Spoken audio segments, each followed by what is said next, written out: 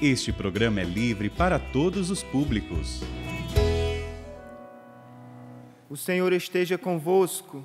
Ele está no meio de nós. Proclamação do Evangelho de Jesus Cristo, segundo João. Glória a vós, Senhor. Naquele tempo, Jesus foi para o Monte das Oliveiras. De madrugada, voltou de novo ao templo. Todo o povo se reuniu em volta dele. Sentando-se, começou a ensiná-los. Entretanto, os mestres da lei e os fariseus trouxeram uma mulher surpreendida em adultério. Colocando-a no meio deles, disseram a Jesus: Mestre, esta mulher foi surpreendida em flagrante adultério. Moisés, na lei, mandou apedrejar tais mulheres. Que dizes tu? Perguntavam isso para experimentar Jesus e para terem motivo de o acusar. Mas Jesus, inclinando-se, começou a escrever com o dedo no chão. Como persistissem em interrogá-lo, Jesus ergueu-se e disse: Quem dentre vós não tiver pecado, seja o primeiro a atirar-lhe uma pedra. E, tornando a inclinar-se, continuou a escrever no chão. E eles, ouvindo o que Jesus falou, foram saindo um, a começar pelos mais velhos. E Jesus ficou sozinho com a mulher que estava lá no meio do povo. Então Jesus se levantou e disse: Mulher, onde estão eles? Ninguém te condenou? Ela respondeu: Ninguém, Senhor. Então Jesus lhe disse: Eu também não te condeno. Podes ir, e de agora em diante não peques mais. Palavra da salvação. Glória a vós, Senhor.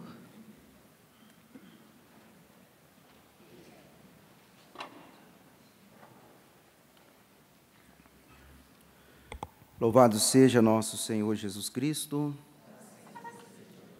Caríssimos irmãos e irmãs presentes aqui no Santuário do Pai das Misericórdias, os nossos irmãos e irmãs que carinhosamente também nos acompanham de casa, vejamos nesse quinto domingo da Quaresma, nesse itinerário que nós estamos caminhando, seguindo em direção à Páscoa do Senhor, hoje nós encontramos sentido ao apelo que a Igreja tem nos feito nesses dias, nessas semanas da Semana Santa. Nós inauguramos a Semana Santa lá com a quarta-feira de cinzas, do qual a liturgia e a Igreja ecoava aos nossos ouvidos o apelo da conversão: convertei-vos e crede no Evangelho. E fomos entrando primeiro domingo, segundo domingo, terceiro domingo da Quaresma, sempre esse eco, esse apelo da Igreja, essa insistência para nós como caminho de conversão, caminho de abertura à misericórdia e o amor de Deus. E foi nos dando as dicas, o caminho, o itinerário de como nos converter e o que devemos deixar para trás como no processo de conversão e adesão à pessoa de Cristo. E neste domingo, no quinto domingo da Quaresma, nós encontramos sentido. Assim como nós ouvimos Paulo na segunda leitura dizendo que não teve medo de perder tudo para permanecer em Cristo Jesus, para permanecer em comunhão com Jesus, porque ele foi encontrado pelo Senhor no seu amor e na sua bondade e misericórdia. Paulo, que foi encontrado por Jesus, não teve medo de deixar nada, tudo, para permanecer somente com aquele que é o tudo da sua vida, Jesus Cristo. Aqui está o sentido desse caminho insistente que a Quaresma, através da liturgia, foi insistindo, gritando aos nossos ouvidos para a nossa conversão, todo aquele apelo à penitência, o jejum, a confissão, toda a insistência que nós fomos ouvindo até então para encontrar sentido nisso. Agora vale a pena deixar tudo, porque existe uma meta muito maior para mim, porque eu fui encontrado por Jesus.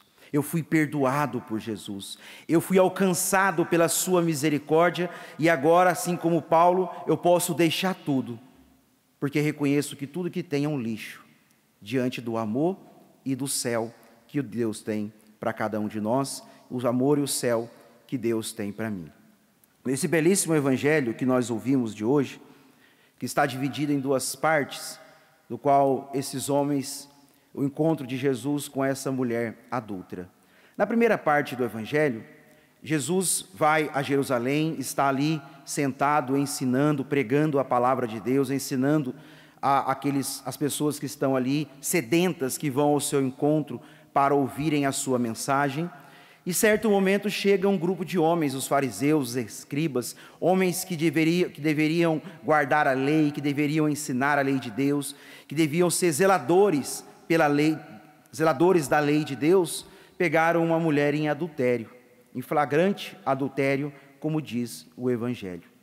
E querendo, já tinham no coração deles o desejo, já tinham tramado que deveriam matar a Jesus, condenar Jesus à morte, mas não tinham até então um argumento plausível, um argumento concreto que pudesse condenar a Jesus, porque eles diziam que Jesus estava transgredindo a lei, que Jesus era um impostor, porque ele dizia que era o Filho de Deus, e apesar de todas as suas obras, eles ainda não conseguiam acreditar que Jesus era o enviado do Pai a este mundo. E eles levam essa mulher até Jesus, dizendo para ele: olha, essa mulher foi pega em adultério. A lei de Moisés diz que ela deve ser apedrejada. E aí Jesus, que eles foram com a maldade para tramar contra Jesus, porque eles perceberam que Jesus tinha um trato, um jeito privilegiado de se relacionar com os pecadores. Todas as vezes que Jesus se aproximava de um pecador, que tinha diante de si um pecador, uma pessoa em pecado público, ou uma pessoa doente, oprimida pelo demônio, ou uma pessoa que estava excluída da graça de Deus, em vários momentos do Evangelho nós conhecemos isso, e sem contar os outros episódios que não são narrados no Evangelho, desse trato de Jesus privilegiado com os pecadores. Eles sabiam disso. Jesus sempre age de modo diferente com os pecadores. Então Jesus agora, provavelmente, ele vai absolver essa mulher da culpa, ele não vai deixar que nós apedrejemos a ela. É isso que eles tinham em mente. Vejam, eles sabiam que Jesus tinha um modo diferente de tratar os pecadores, eles sabiam que provavelmente Jesus não iria concordar com o apedrejamento daquela mulher, mas Jesus, se ele não concordasse, se ele se manifestasse dizendo, não vamos apedrejá-la, ele também seria condenado ao apedrejamento. Não somente ela, mas também Jesus deveria ser apedrejado, porque ele estava transgredindo uma lei clara. Essa lei que está ali no livro de Levítico, capítulo 20, versículo 10, que diz claramente, não tem outras interpretações, é isso mesmo, foi pego em adultério público, em adultério em flagrante, deve ser apedrejado. E aqueles que transgridem a lei, que defende, que diz que a lei não deve ser assim, também devem ser condenados ao apedrejamento. Veja a maldade desses homens para se colocarem diante de Jesus e terem uma oportunidade. Era o álibi perfeito para condenar Jesus naquele momento. Mas Jesus, no seu amor, na sua sabedoria, na sua misericórdia, ele não diz nada. Ele se inclina e começa a escrever no chão. Claro que a Sagrada Escritura não nos narra aquilo que ele escreveu, poderíamos encontrar outras interpretações, mas não nos cabe, porque já que João não quis fazer questão de dizer o que Jesus disse, então não cabe a nós neste momento, mas ele se inclina e começa a escrever.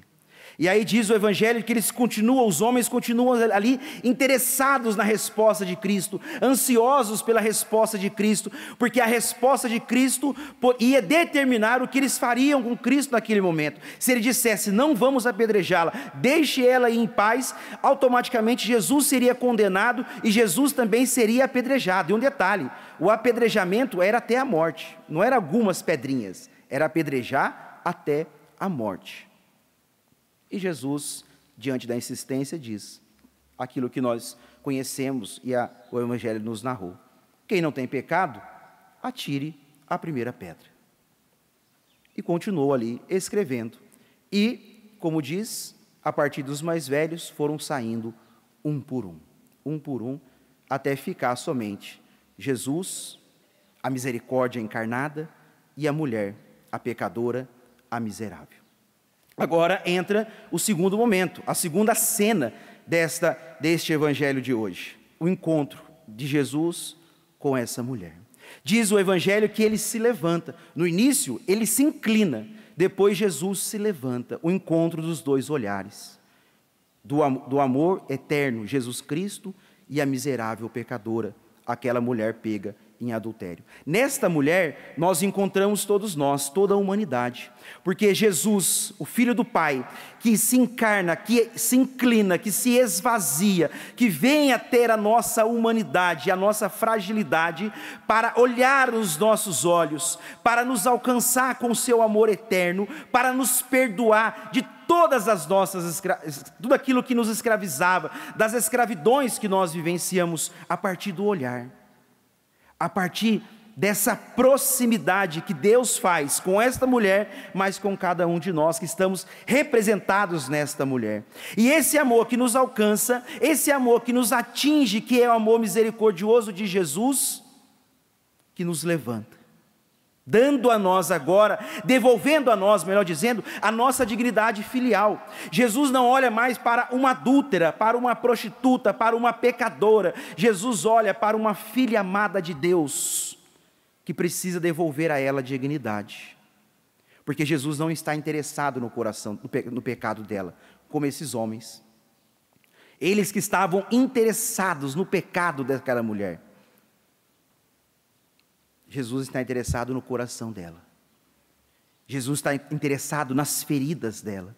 Jesus está interessado nas carências que fizeram com que ela fosse vivenciar o adultério, que ela fosse se entregar ao pecado, que ela fosse se entregar às paixões desordenadas. Vejam, amados irmãos e irmãs, nesse caminho de conversão quaresmal, o Senhor que se aproxima de cada um de nós com amor, com misericórdia, com interesse as nossas feridas, o nosso pecado, a nossa fraqueza, para nos libertar. Aquelas feridas mais profundas dentro de nós, que nos faz ainda viver como escravos, aquelas fraquezas dentro de nós, aquelas fragilidades enraizadas dentro dos nossos corações, que ainda nos impede de não vivenciarmos como filhos e filhas do Pai das misericórdias que nós somos. O Senhor que se aproxima, como se aproximou dessa mulher, para arrancar as raízes, para arrancar profundamente aquilo que desfigura a imagem de filhos, aquilo que desfigura a imagem de filhos que nós somos, dentro de nós, dentro de cada um de nós, dos nossos corações. E é bonito, porque Jesus diz a ela: ninguém te condenou? Ninguém te condenou? Como que se estivesse espantado. Nossa, estes homens que dizem serem santos, perfeitos, esses homens que dizem ser aqueles que vivem a palavra, a lei de Deus por excelência, aqueles homens que são tão puros, que não podem nem se relacionar com nenhum pecador, eles foram embora.